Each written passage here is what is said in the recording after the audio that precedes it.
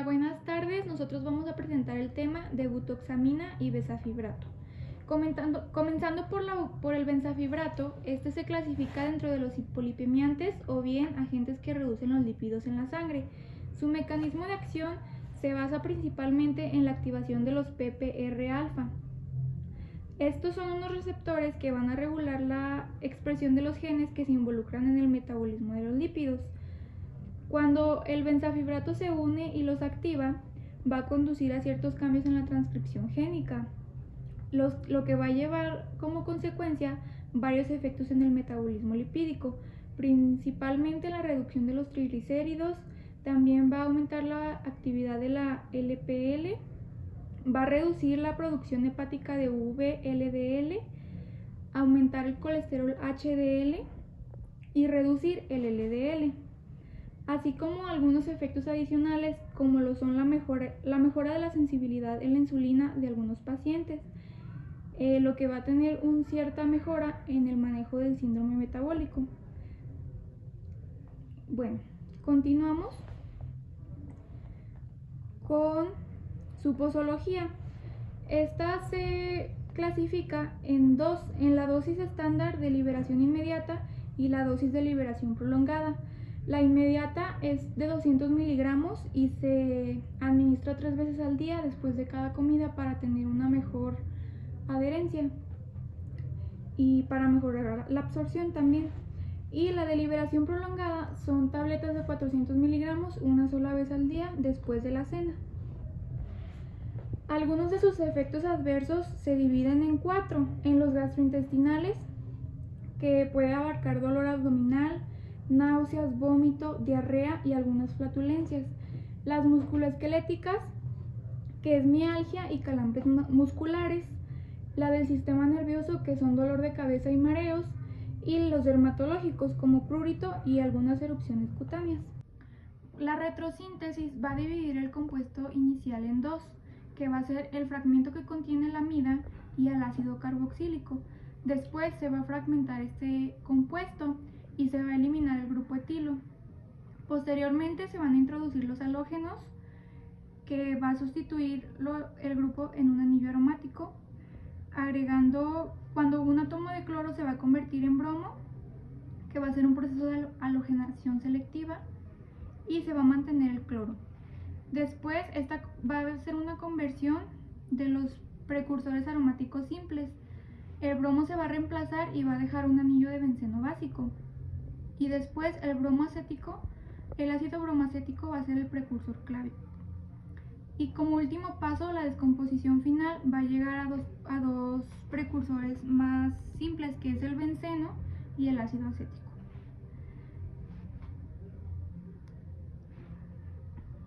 En la síntesis vamos a encontrar primero la cloración del benceno, es decir, el benceno más el cloro, que va a dar un clorobenceno, catalizado por el cloruro de aluminio. Después se va a formar el cloruro acético en una reacción de ácido acético más cloruro de acetilo, llevando como reactivo el tiondóxido de cloruro. Esto se va a producir mediante la acilación de Friedel-Crafts, que va a ser una reacción de clorobenceno más cloruro de acetilo y se va a catalizar por cloruro de aluminio, dando un producto de cloroacetofenona. Después se va a halogenar en posición alfa mediante el tribromuro de fósforo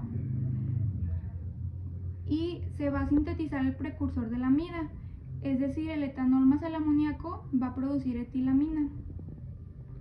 El producto de esto va a ser el p-cloroacetamida. Después se va a formar el cloruro de ácido amídico como intermediado, que va a facilitar la reacción posterior. En el paso 7 se va a dar la formación del éter aromático, que va a ser el fenol más el hidróxido de sodio, que va a formar fenolato de sodio y va a formar un enlace éter. Después sigue la neutralización, que estos intermediarios se van a combinar bajo condiciones básicas. Se va a van a ajustar y se van a purificar como el besafibrato como producto final. Bueno, en el espectro de masas tenemos que los picos 276, 316 y 362 van a indicar el fragmento del ion molecular. El pico mayor va a ser el ion molecular o un aducto, y los más pequeños van a representar a los fragmentos resultantes de la fragmentación de este compuesto.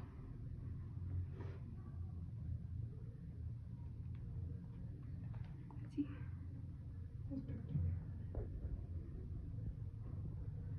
En el espectro RMN, los picos van a representar los diferentes entornos de los protones en la molécula. El singlete de 2 va a corresponder a los 3 protones del grupo metilo, y el singlete de 4 va a pertenecer a los grupos del acetoxi. Los picos del 7 van a indicar los protones aromáticos del anillo bencénico. Después tenemos el espectro IR, en donde los picos van a indicar los diferentes grupos funcionales de la muestra que se analizó. Hay picos pequeños alrededor de 1490 y uno de 1590 que van a representar las vibraciones moleculares. El pico más alto indica que se amplió una parte del espectro para la muestra.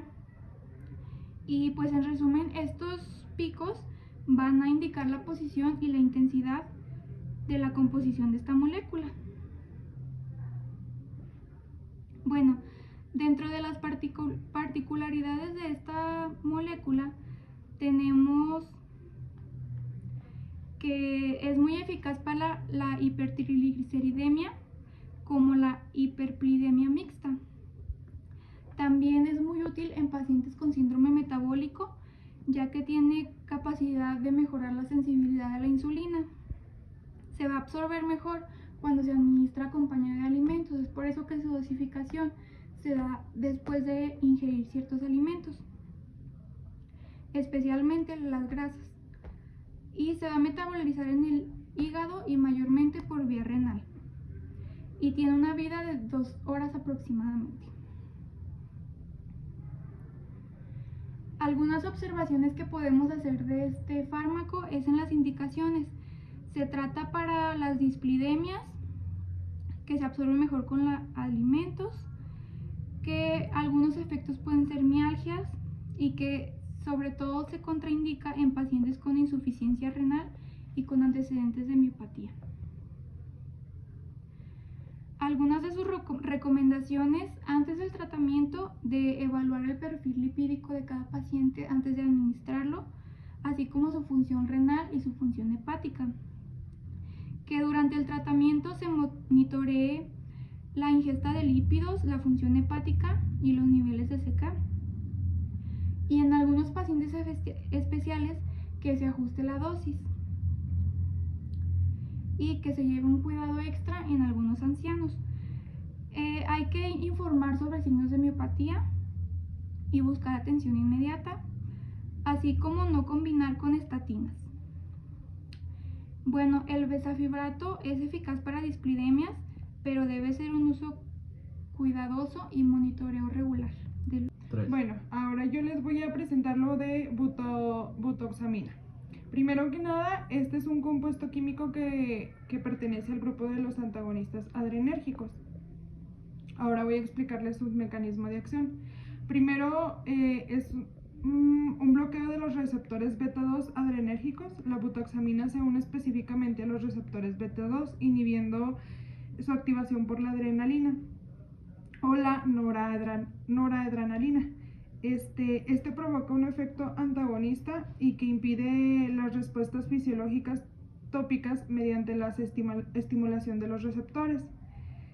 Después, en el segundo, es un efecto fisiológico, es vasoconstricción, que es la inhibición de los receptores beta 2 en los vasos sanguíneos, puede llevar a un efecto vasoconstricción y broncoconstricción.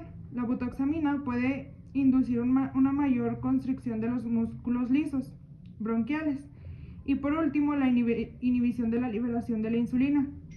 En algunos casos, la inhibición de los receptores beta 2 en las células beta pancreáticas podrían inferir en la secreción de la insulina.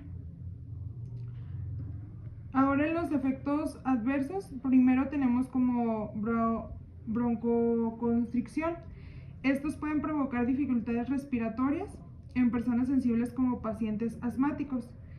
En la 2 tenemos alteraciones cardiovasculares. Estas pueden generar una leve hipertensión debido a la inhibición de la vasodilatación.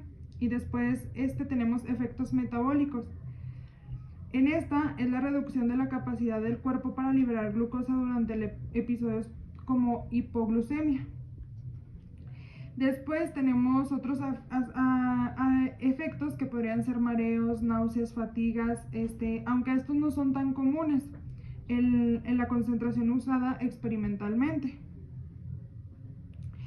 En la posología, la butoxamina no tiene una dosis en específico, ya que esta no se usa en humanos, está prohibida, pero sí se usa en experimentos para animales. En esta, se usa la dosis que debe de usarse es en concentraciones calculadas según el peso o volumen del tejido para evaluar los efectos a los receptores beta 2. Y también en estudios in vitro utilizando dosis en rangos micromolar para bloquear la actividad de beta 2. Ahora les voy a explicar lo de la retrosíntesis. Primero, este es un enfoque analizado como para descomponer la butoxamina. En el paso inicial se identifica que la butoxamina puede dividir dos fragmentos principales: un núcleo aromático con un grupo funcional oxigenado y aclorado y una cadena alquílica unida a un grupo amino terciario. Después, en el paso 2 está la fragmentación. Esta, a partir de un núcleo aromático, se retrocede hacia un fenol clorado y un grupo cetona. Por otro lado, la cadena alquílica se relaciona con una amina, propina 2 amina. Después viene la descomposición adicional. El fenol cloruro se descompone en benceno y ácido cloroacético con precursores básicos. Ahora en la síntesis, como primer paso está la cloración del benceno. El benceno reacciona al cloruro en presencia de alcohol cloruro, formando clorobenceno. Después está la formación del núcleo aromático funcionalizado. En el clorobenceno se convierte en un fenol clorado mediante sustitución de hidroxilo de sodio. Se induce un grupo cetona en el anillo aromático, formando 2-hidrocetona clorada. Después se introduce un grupo cetona en el anillo aromático, formando un 2-hidroxetona clorada. Después se reduce la cetona con un borohidroduro de sodio, formando un grupo alcohol, y posteriormente se alquila utilizando iodometano, creando un éter. Y al final, por último, la cadena alquínica con amina terciaria se introduce mediante una reacción de alquilinación o aminación, logrando formar butoxamina.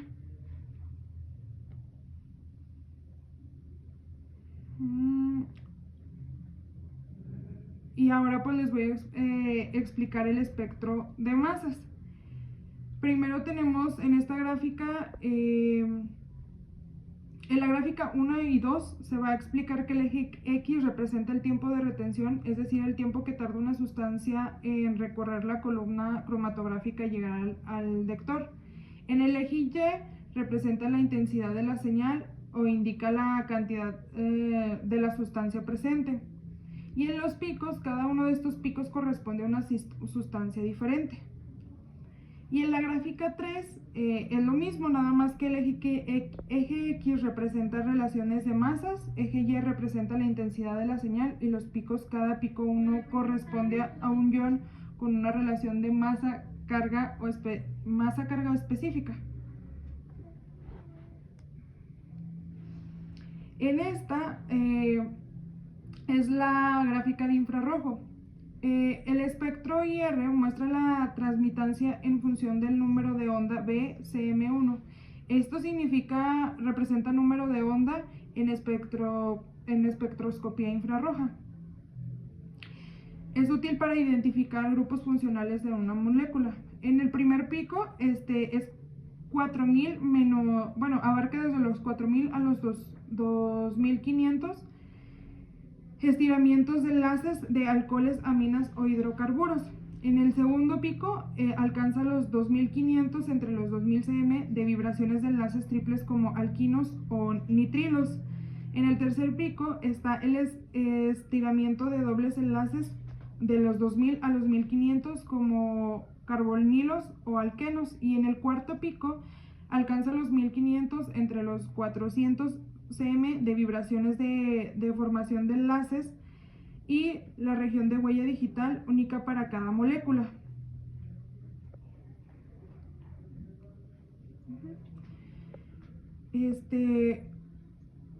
En las conclusiones, las particularidades del medicamento, la butoxamina es un compuesto de investigación científica debido a su alta selectividad por receptores beta 2. Esto se convierte en una herramienta valiosa para estudiar la fisiología de los receptores beta 2, en específico en pulmones e hígados y músculos, pero aún no se sabe si es bueno en humanos, por eso se hacen experimentos en animales. Explora potencialmente terapias en enfermedades donde el sistema adrenérgico juega un rol importante, como en el asma o la hipertensión.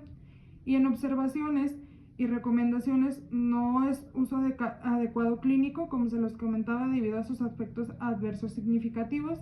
También se recomienda manejar con cuidado en un laboratorio para evitar riesgos metabólicos o cardiovasculares, y futuros estudios podrían desarrollar derivados más seguros con aplicaciones potenciales. Y esto sería de nuestra parte todo. Gracias.